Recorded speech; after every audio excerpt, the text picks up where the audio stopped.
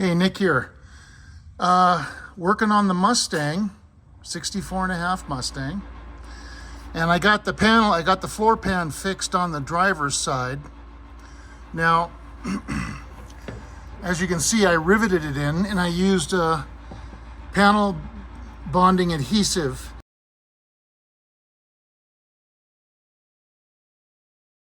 Now this stuff, it dries like JB Weld.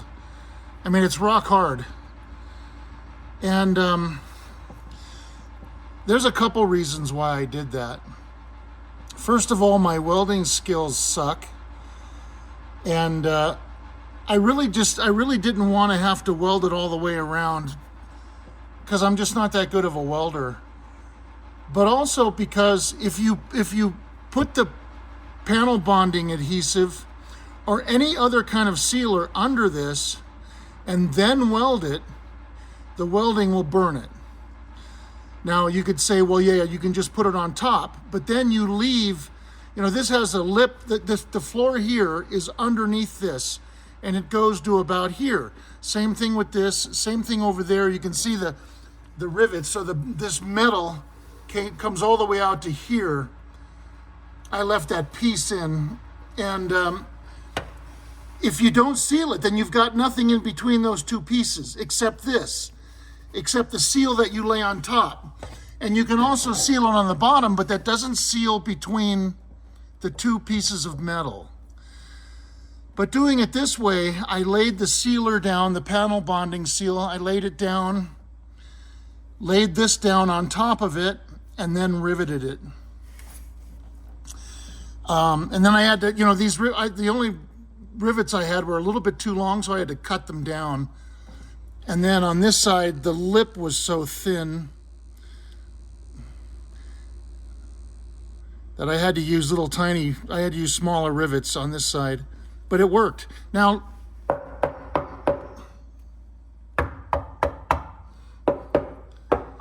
that's pretty damn solid.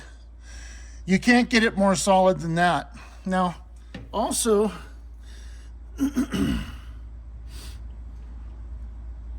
I fixed the frame rail underneath, and I'll show you that in just a second. So yeah, so this is how it came out. Now, remember that I'm gonna put Duramat on top of this. Yeah, you have a little pedestal here, but it's nothing. I'm gonna put Duramat down, and then the carpeting itself has jute underneath these areas.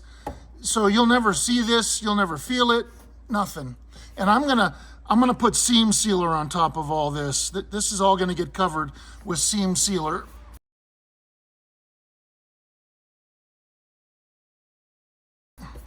And then here I've got the original cap from the original floor pan. They were only rusty under the frame rail here, which was weird. And it ate into the edge of this metal,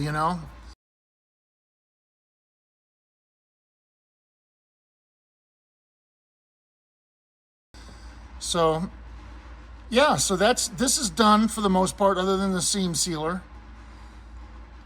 So I'll show you the bottom. Okay, here's the bottom.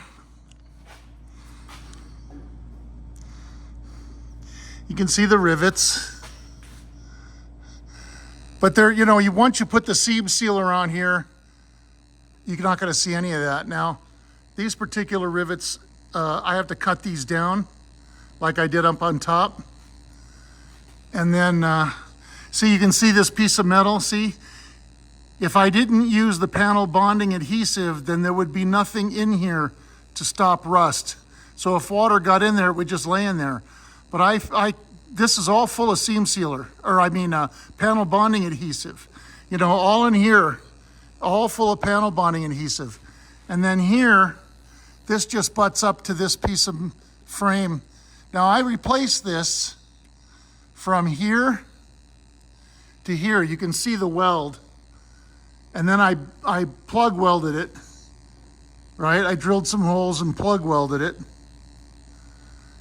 And then I welded it, it's under the frame, I welded it around.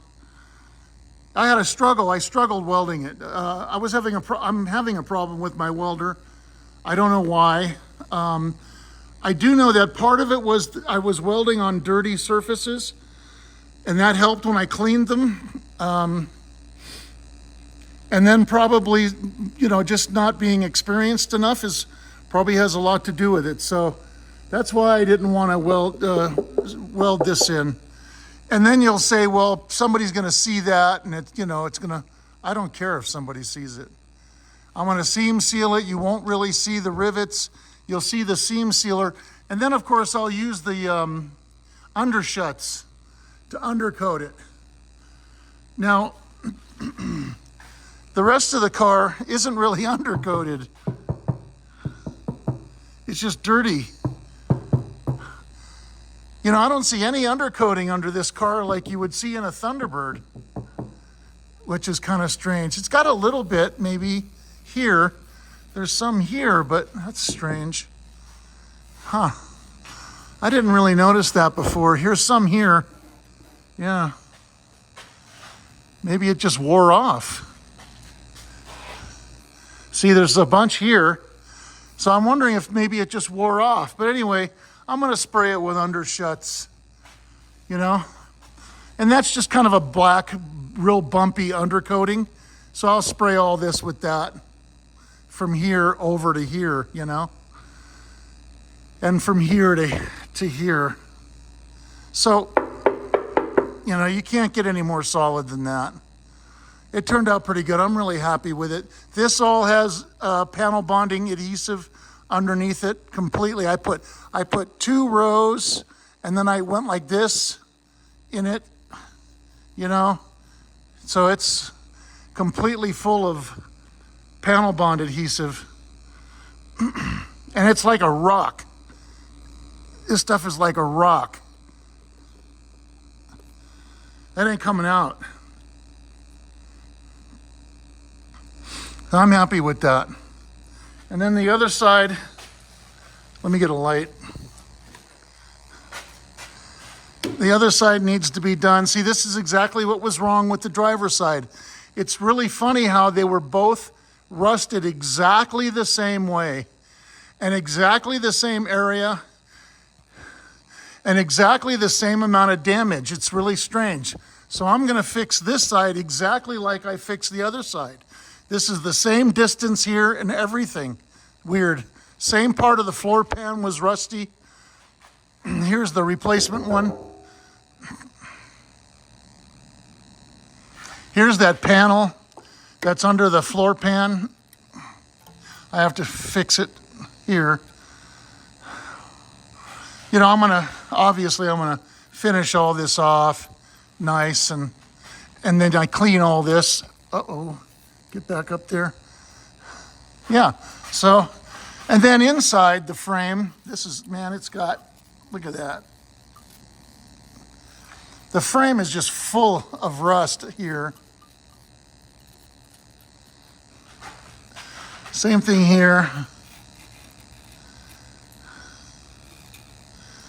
So I'll blow all that out, I'll clean it all out, and then I'll use that rust inhibitor that I bought. I used it on the other side. You know, I got a roller and I paint it in.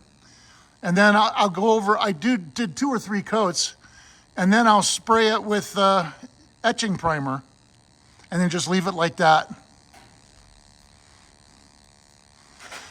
Now, there is one difference. This side, this was rusty on the other side, but it's not on this side.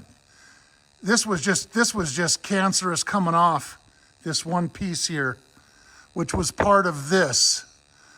So on this side, I left it, and what I'll do is I'll just put a flat piece of metal here, and then I'll weld it along the edge here. I have to clean this up, and then I'll just weld it to here, weld it along there, and then do the same thing with the floor pan that I did with the driver's side.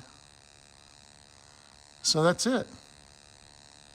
So that's my update on the floor pans. So I got the driver's side done, thank God. But that was a lot of work, man. And Craig was here to help me. He helped me a lot. I couldn't do it without him. So I got the seam sealer on. Sealed it all up. Looks good. in the corner. I don't know what that piece of metal is there. It was there. It was attached to something. When I cut out the floorboards, it was just sitting there. So there's one on the other side, and it's attached to another piece of metal that this side doesn't have. I don't understand why, but anyway, I left it there.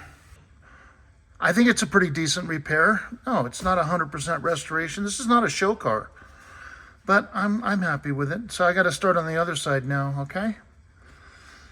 Happy trails. So here's the underside. I got the panel in. I got Clecos holding it in. And then I'll just, I'll rivet along here and I'll rivet over here. But this side, I made a mistake. I cut this too short. It only goes to about here on top. So what I'm gonna do is I'm gonna glue it with the panel bond adhesive, and then I'm gonna rivet it. I'll show you that on top. I'm gonna rivet it between the two pieces right in the seam. I'll show you that. That'll work well. And I'll, use the panel bond adhesive in here. And then of course I drilled holes here for rivets, and I'll put the panel bond adhesive under here and all around, like I said. And then I'll undercoat it. So this is on top, the panel installed. I've got it butting up to this is the floorboard. I cut it along here. It wasn't that easy to do because of the spot welds. But anyway, I've got this new panel butting up against the original floor pan metal all the way. And then here, I made a mistake here, as I explained. I explain again when I'm underneath. I cut this too short. It should have overlapped this. And I should have cut this in half. So I had cut this off in half so then I could lay this on the piece of metal below it. But I messed up. So at least there's a lip there. It's about 3/8 of an inch wide. And so it's laying on top of that. I'm going to glue it with the panel bond adhesive. And then what I might do is I might drill rivet holes and rivet it in between this, just rivet it right through the seam, maybe in 3 places like that. And I'll use small rivets because there's not very much metal on that piece underneath that this is sitting on. But anyway, the rest of it I'll just rivet and panel bond. Use the panel bond adhesive. And you can see here where I welded the repair panel, the repair piece under this frame. And that's the weld. Now, we'll talk about that. I'm going to take this out and I'll show you what I did. So here's the piece of frame that I fixed, right? From here to here. It's the same on the other side, exactly the same. The only difference is this is the original piece from the car. I didn't take this out. But on the other side, it was rusty. And I had to remove it and replace it. So this was an L-shaped piece. Hang on. This was an L-shaped piece, so it goes up and then over, right? And then I welded it here and here. But this side, I didn't have to do that. So I just put in a flat piece. I welded it in the corner here, and I had to finish it off because the floor pan sits on top of it, and it was conflicting with the weld. So I had to smooth the weld out. I had to grind it off. Up here, it didn't matter. Now, one of the other things about welding, one of the things I realized, I said earlier that my welding skills are not the greatest. I was making a number of mistakes. One of the things I was doing was, is I had the welder tip too far away from the weld. I had it way out here. And that was wrong. And one of the reasons why I did that is because in past welds, I noticed that if I got too close, then I would accidentally weld the wire to the tip of the welder. And then it would stop, and then it would bunch up inside the machine, and I'd have to open the machine and reroute and take the old wire out, reroute it, you know what I mean? When it gets bunched up in there, I had to do that, and that's why I pulled away. That's why I've been pulling away out here. But you're supposed to be up real close, and also the angle. I was going at way too much. I was welding it like this when you're really supposed to be like that. And that's another thing I was doing. And I did practice with the different temperatures. For this, this is roughly 1/8 inch. On my welder, it said to go number 6 power and number 6 wire feed. And I tried it at 5, I tried it at 7, and ultimately I ended up doing it at 6. But at 5, it worked almost as well. 7 was a little too strong. So, you know, I was able to dial that in pretty much. So this turned out to be a really nice weld. This weld here, it was really ugly. From about here to here, this part I did this part much better. But I had to redo this. I ground it all down, I re-welded it, I ground it all down again. I did that mostly over here again. I had to do it over here on both sides. But this one, I just did it one time, and I did it very carefully, and it turned out nice. There's a couple spots, you know, I didn't finish off. It's underneath. Nobody's going to see it, so why waste the labor on it? I had to grind it down over here so that the floor pan can sit in there properly, because it's the edge. It overlaps here. So that's the repair I made. Okay?